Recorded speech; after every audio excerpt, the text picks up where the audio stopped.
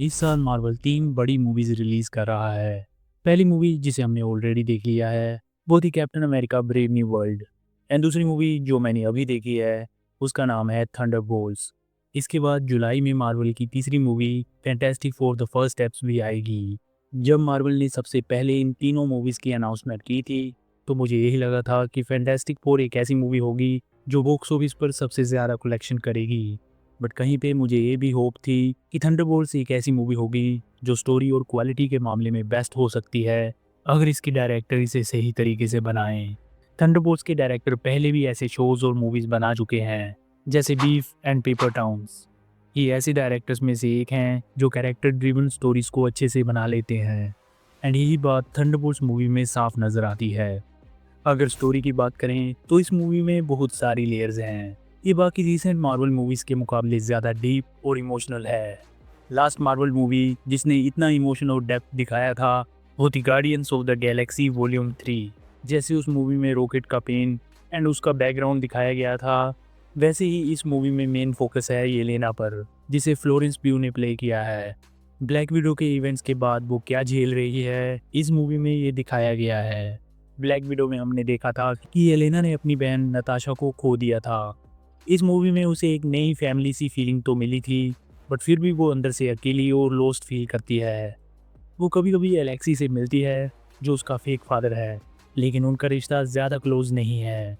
हम इस मूवी में देखते हैं कि येलेना वैलेंटीना के लिए मिशन कर रही है, जिसे हमने ब्लैक विडो मूवी के पोस्ट क्रेडिट सीन में भी देखा था। बट हम देखते हैं कि इस सब के बाद भी येलेना खुश नहीं है। वो ये सब छोड़ना चाहती है एंड इस ज़िंदगी से बाहर निकलना चाहती है।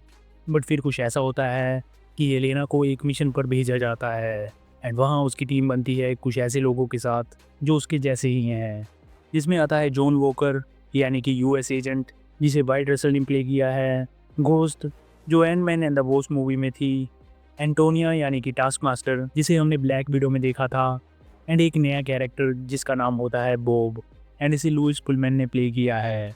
बट नाउ सबसे बड़ा सवाल ये है कि ये लोग साथ में काम क्यों कर रहे हैं। इसको जानने के लिए आपको मूवी देखनी पड़ेगी। मैं ये पार्ट आपके लिए स्पॉइल नहीं करूँगा। इस तरह की मूवी में सबसे बड़ा सवाल यही होता है कि क्या कैरेक्टर्स के बीच केमिस्ट्री है या नहीं, एंड इसका जवाब है यस। इस मूवी में जोक्स भी हैं, लेकिन ज़्यादा नहीं। ये ऐसी मूवी नहीं है जिसमें हर मिनट जोक मारा जाए, जैसे थोर लव एंड थंडर में हुआ था। कैरेक्टर जो भी जोक्स मारते हैं वो उनकी पर्सनैलिटी और सीन के हिसाब से फिट बैठता है। हर जोक फनी नहीं होता, कुछ में हंसी आती है एंड कुछ में नहीं। बट आई थिंक ये ठीक है, क्योंकि हम जानते ही हैं कि कॉमेडी हमेशा सब्जेक्टिव होती है। जो मुझे फ़नी लगे ज़रूरी नहीं है कि आपको भी लगे, एंड जो चीज़ आपको फ़नी लगे वो किसी और को बोरिंग लग सकती है। ये मूवी ऐसी फील देती है जैसे ये मार्वल की सुसाइड स्क्वाड हो, लेकिन ये आर रेटेड नहीं है क्योंकि इसमें ब्लड और वायलेंस ज़्यादा नहीं है। बट फिर भी आई थिंक इसका टोन थोड़ा डार्क है बाकी रीसेंट मार्वल मूवीज़ के मुकाबले। एक चीज़ जो मुझे बहुत पसंद आई वो ये थी कि इस मूवी में मेंटल हेल्थ पर बात की गई है। टीम का हर मेंबर किसी न किसी इमोशनल पेन या ट्रॉमा से गुजर रहा है। घोस्ट की बात करें तो घोस्ट को एंटमैन एंड द वॉस्प में ज़्यादा स्क्रीन टाइम नहीं मिला था, बट थंडरबोल्ट्स में उसे ज़्यादा पर्सनैलिटी एंड इमोशन दिखाने का मौका मिला है। इसके बाद जॉन वॉकर के कैरेक्टर को भी यहाँ पर ज़्यादा वक्त मिलता है अपने कैरेक्टर को ग्रो करने का, जिससे इस बार हम उसे बेटर समझ पाते हैं। एंड वो की बात करें तो ये भी इस टीम में एक बहुत ही डीप और इमोशनल स्टोरी लेकर आता है।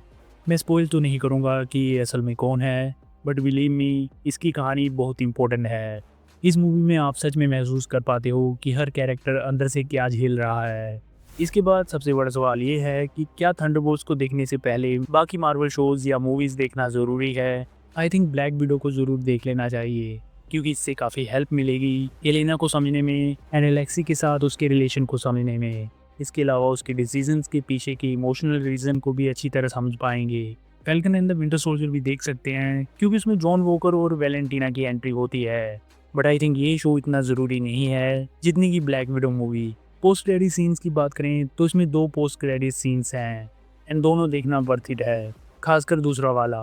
इस मूवी की टोन इसे बाकी मार्वल मूवीज से अलग बनाती है। ये किसी $200 मिलियन वाली जायंट एक्शन फिल्म जैसी फील ही नहीं होती।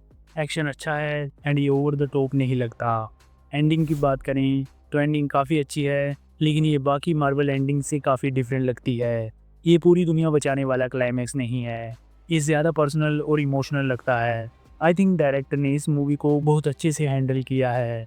आप ये फील कर सकते हैं कि वो एक कैरेक्टर ड्रिवन स्टोरी बताना चाहते थे, ना कि सिर्फ एक एक्शन फेस्ट।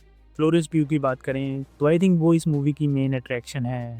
आप इस कैरेक्टर के इमोशंस को फील कर सकते हो एंड उसका पेन समझते हो।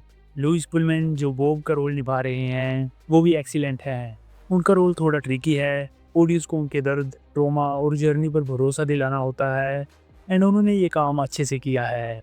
सेबेस्टियन स्टैन जो विंटर सोल्जर का रोल निभाते हैं वो भी इस मूवी में हैं एंड उनके प्रेजेंस से मूवी में एक पुरानी मार्वल वाइब आ जाती है। हाल ही की कई मार्वल मूवीज़ का एक बड़ा इशू ये रहा है कि वो डिस्कनेक्टेड लगती थी। ऐसा लगता था कि जैसे वो एमसीयू के अलग अपने ही वर्ल्ड में चल रही हों।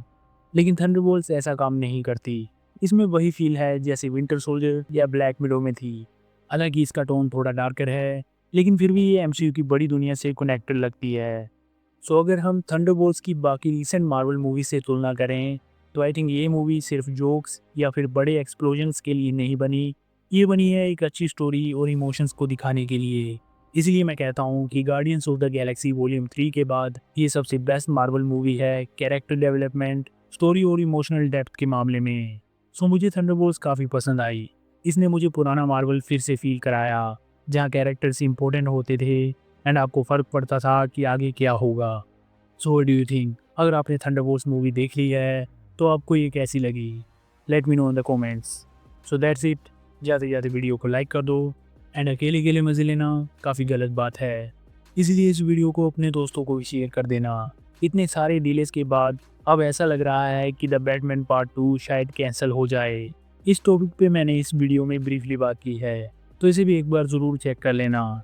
एंड ऐसे ही मूवी अपडेट्स और सुपर हीरो न्यूज़ के लिए please make sure to subscribe my channel. See you in the next one.